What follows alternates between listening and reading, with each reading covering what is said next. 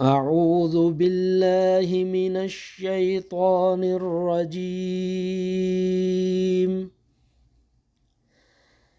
بسم الله الرحمن الرحيم.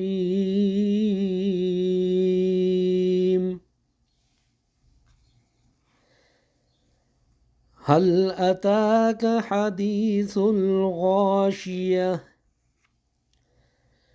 وجوه يومئذ خاشعة عاملة ناصبة تصلى نارا حامية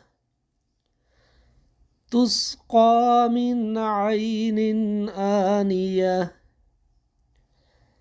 ليس لهم طعام إلا من ضريع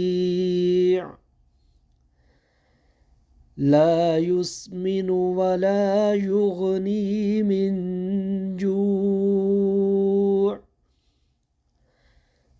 وجوه يومئذ ناعمة لسعيها راضية في جنة عالية لا تسمع فيها لاغية فيها عين جارية فيها سرر مرفوعة وأكواب موضوعة ونمارق مصفوفة وزرابي مبثوثة أفلا ينظرون إلى الإبل كيف خلقت وإلى السماء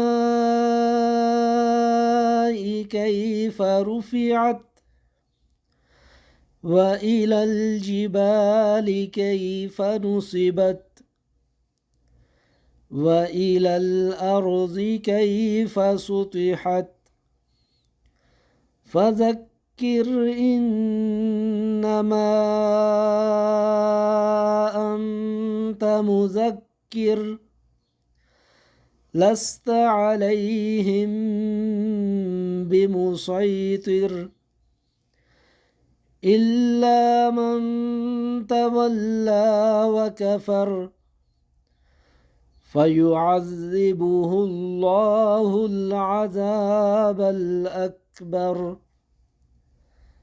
إن إلينا إيابهم ثم إن علينا حسابهم